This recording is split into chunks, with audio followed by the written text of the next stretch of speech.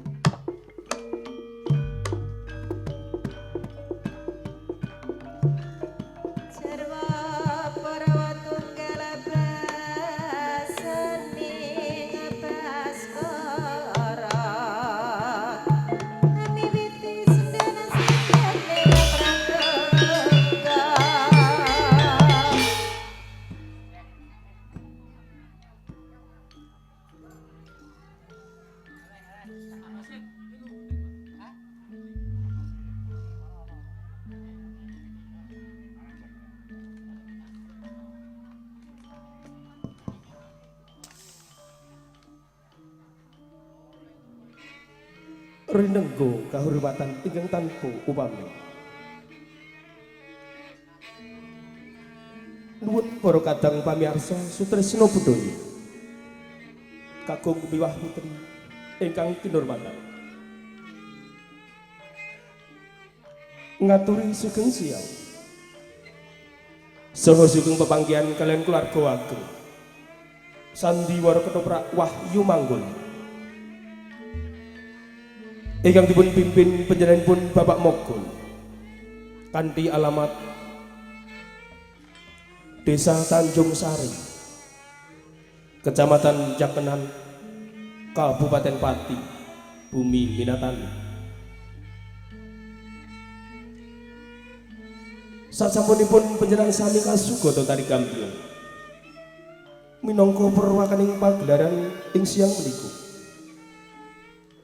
minangka pamundutan kepareng keluarga ageng sandiwara ketoprak Wahyu Manggul badhe nedahaken salah saged ingkang mawi era-era Kebu Kiru Pagar.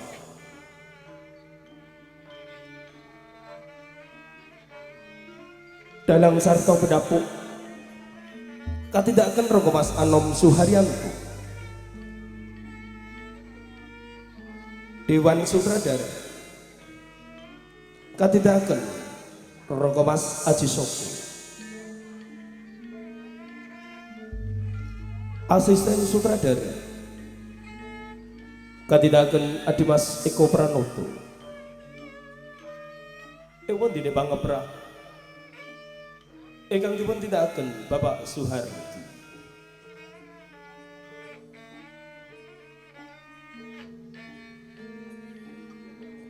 Sadèrèngé pagelaran kita kawiwitan kepareng badhe kula aturaken para paraga ingkang margani cariyos ing siang menika.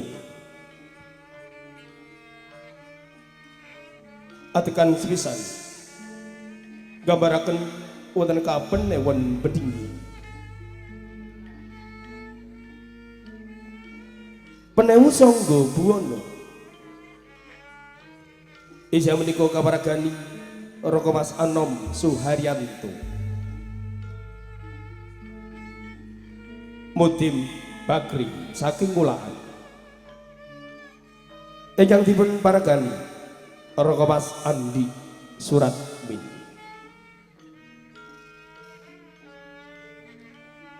penggede tretet ingkang dipun paragani Rangga Mas Dedet Wibisono penggede Murwati ingkang dipun paragani Adimas Kipli Santoso penggede Kletek ingkang dipun paragani Adimas Taji Asmoro Bakul Blimbing ingkang dipun paragani Adimas Sabtu Kianto wondene para gogol ingkang dipun paragani seniman Bagus Wahyu Manggolo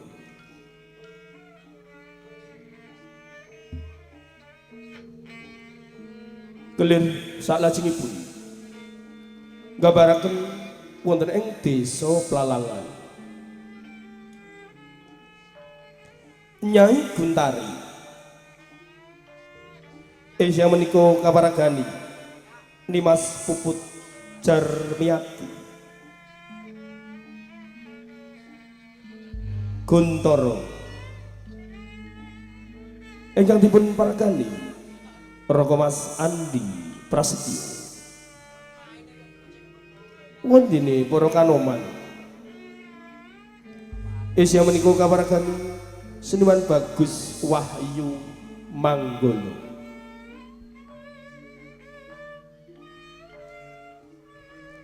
Joko Trowolu saking Desa Wonotobo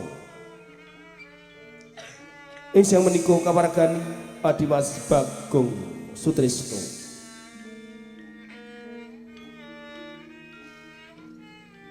Kelir salajengipun gambaraken wonten ing Desa Pagat.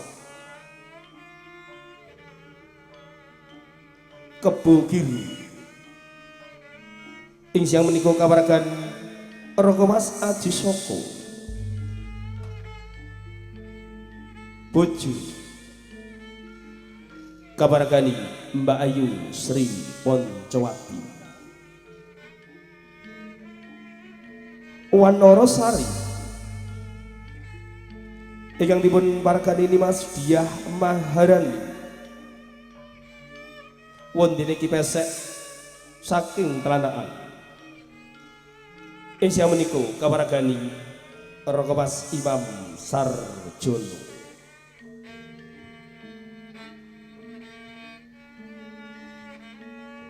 Kelir salajengipun wonten ing Desa Glego.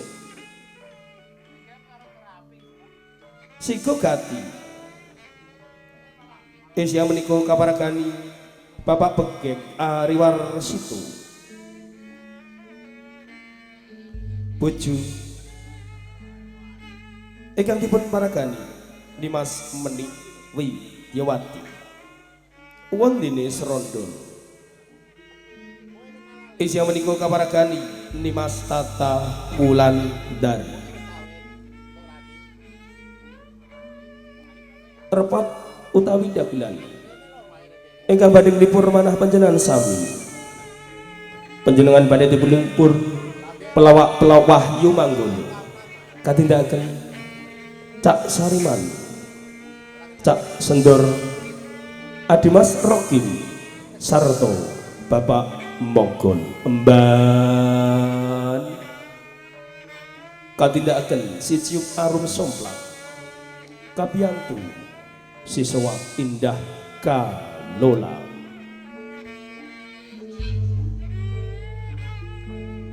Menggah mekaten para kadang pamirsa sutresna budaya, para paraga ingkang margani cariyos ing siang menika, kita sakutra saking keluarga ageng paguyuban Ketoprak Wahyu Manggolo namung ngaturaken sugeng lenggah sugeng kamirsani ngantos titi paripurnanipun pagelaran wasana sugeng habirsani nuwun nuwun.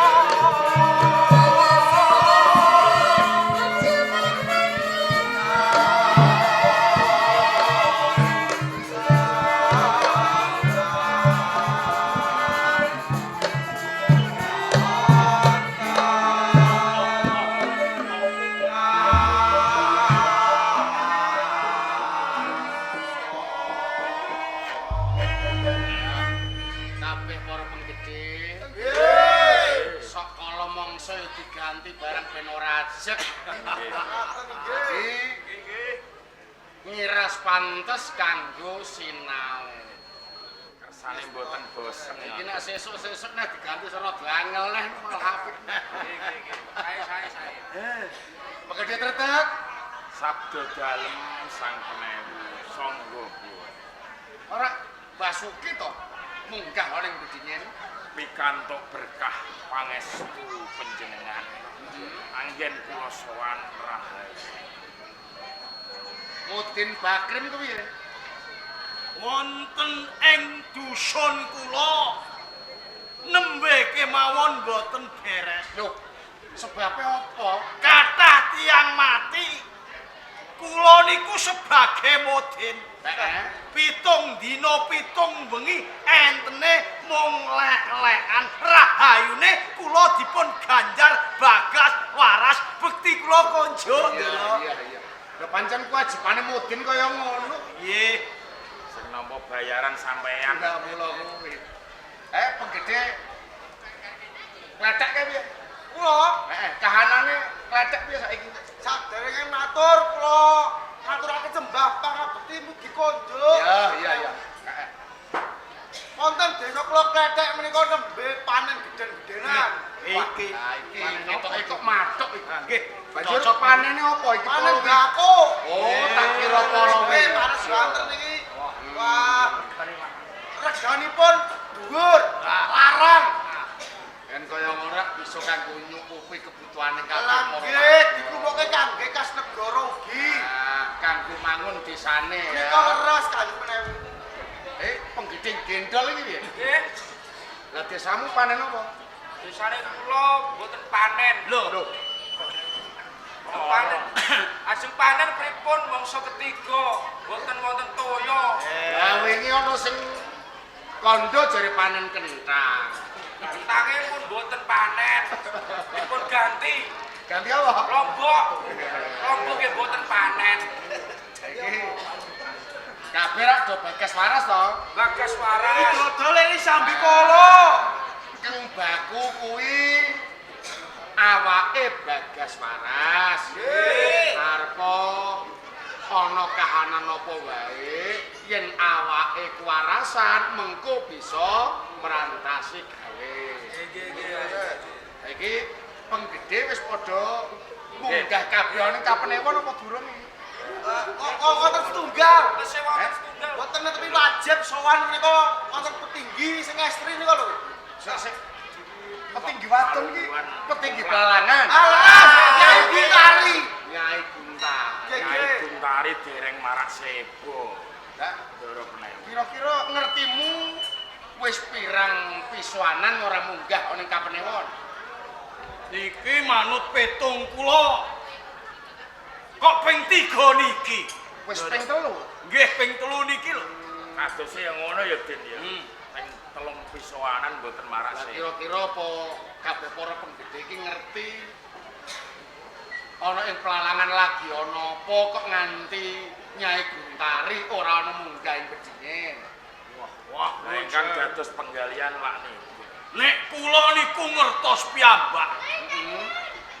Nyai Guntari niku awet biyen dugi sakniki niki entenipun wong lanangan-lanangan. Dadi dina niki sing edan lanangan Guntari niku. Tomes nggih. Mula dipun kiwakaken nggenipun sowan wonten ing bedingen, Ndara. Nek senengane lanang lho ngopo kok ya ora rabi? Lho nek rabi niku namung setunggal, mboten iso gonta-ganti gonta cilik lan gedene nak mboten saged ngrasake. Ya sampeyan niku lho kok ora usah dicekake. Den iki iso wae. Den iki penggaweane urus. Jarene senengane golek Joko sing ganteng-ganteng. Nggih. Kabaripun ngoten. Lah ngono kuwi lak keduwung dirabi sing rada tuwa, sing wis mapan kanggo ngepenakke awak. Lah kok malah senengane kok ngopeni brondong cah enom. Tuwa niku ampun leloh mboten saged kenceng. Ana terus kleru karo kewajibane njur kepiye ngene iki? Niku sing salah sampean bola. Lho, sing kok lah kok malah nyalahke aku? Lho saged kemawon. Sampean dereng ngerti to? Kula ki nyimpen wadi niku mun wonten 15 taun. Perkarane apa coba? Lho, Buntari niku nate nangis kalih kula. Ndak iya lah, Den. Ngantos Buntari boten sowan wonten ing Bedien niku dendam kesumat. Kok sik tembung kok dendam kesumat. Dendam karo sapa? Kalih jenengan. Lah kok bisa? Lho, Nyi Buntari riyen niku tresna kalih jenengan. Jenengan boten nglanggati, mula boten jeneng mokal. Nek Nyi Buntari niku boten sowan wonten ing Bedingen Cobi. Nek jenengan nglanggati kan Nyi Buntari boten wonten kahanan ingkang kados ngaten. Mula kula nglapet kan panjenengan apa nglepat panjenengan. Nganti gak gelem rabi kowe iki kok malah. Lah umpama aku ngladeni apa ora kleru, aku ya duwe bojo. Lho mboten napa-napa, dinggo simenan rak saged. Piye saged? Apa ngene? Pripun? Apike iki para penggede padha mbuktekke nyang pelalangan. Lajeng Bener tenan apa ora Nyai Guntari kok nganti lirwa kewajibane. Ingkang dipun dawuhi para penggede-penggede. Ya mestine kaya ngono. Nyuwun sewu, Ndara Penewu. Heeh. Nyai Guntari menika lagi tok mis miturut ature Mudin Bagret. Iya, iya. Nak menawi penggede-penggede ingkang mriko rupane elek-elek ngeten iki ndak. Wah, wis penggede gendol, penggede kletek, penggede remplas bareng ya bagus-bagus. Bagus Gadah lah. bojo. Rupane Katut Ki Buntari nek kacau. Lagu kok. Dadi do ora wani. Boten ngantor kula Ndara. Wedi nek kedanan. Nggih. Wah, iki terus Estune kados pundi niki? nak Nyai Guntari ora bakal kedanan karo penggede-penggede. Nah, terus sampean ki lajeng terus pundi? Pripun? Lah supaya Nyai Guntari kuwi anu. Sing mriko ya kudu cah bagus. Apa kula mawon? Masang saya. arep digawe apa? Lah rupane malah kaya joker Nah, nih. kula nggih saged dinggo dolanan. Lah Nyai Guntari malah mutah-mutah. Mutah. Lah nak miturut pemanggih kula. Kepiye? Ndara Penewu. Putra panjenengan. Colok karo linting. Kalih kolut. Iki malah arep ndeloroke anak-anakku apa piye? Boten kados mekaten. Menawi Joko Klinting kalih kolut ingkang tindak wonten ing palaran. Samangke Nyai Guntari seneng manahipun saged dipun sowanaken wonten Ah ya ngono, sadurunge aku duwe penjaluk. Pripun? Yen anak-anakku sing teko pelalangan supaya ora diedani karo Nyai Guntari. Yo, iki gawene Mudin Bagret. Lho, perkara niku pasrahke kalih kula pun beres. Mergo dongamu ki akeh. Ah nggih. Anakku donganono ben Nyai Guntari ora seneng. Lah mengke nek pun dugi mriki kula dongake. Oh. Buntari niku ayu nek milih santen. Heeh. Angger bathoke pun meleng-meleng pun to. Wong lanang pundi kemawon badhe kepencut kaliyan Nyi Buntari. Kuwatire nek anakku do kedanan. Lho mengke kula tamengi. Tanggung jawab ya. Oh nggih. Ya udah, timbalan anak-anak iki. tenan kok. Loh. Angger rapal iku rapal rapati.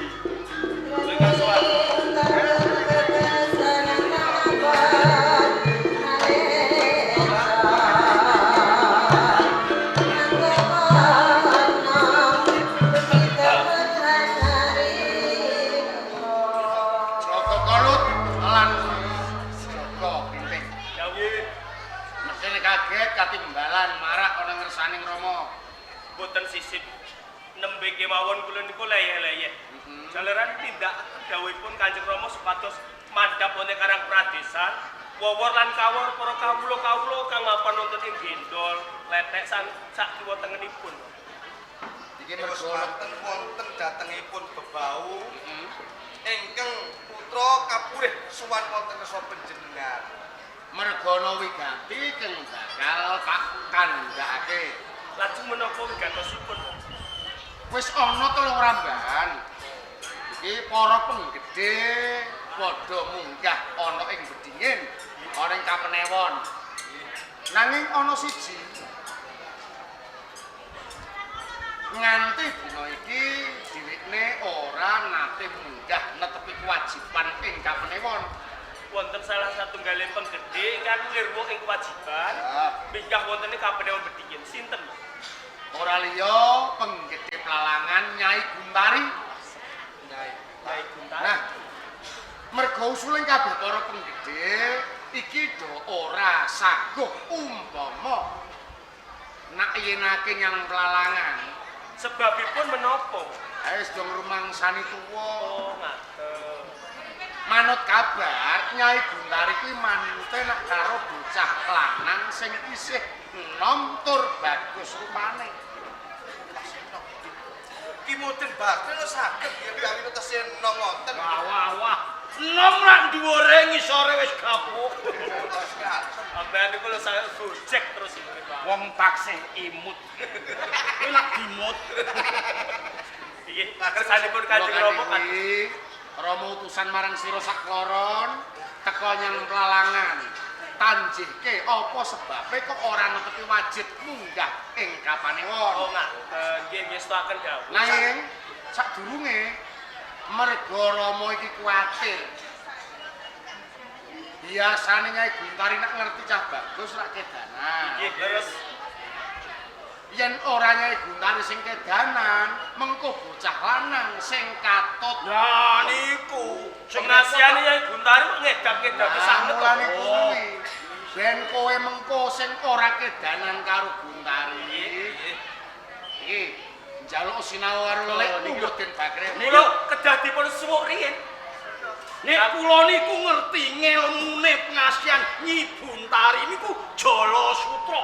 Lah Jala Sutra ning saged bedah yen ngadepi ngelmu Semar Mesem.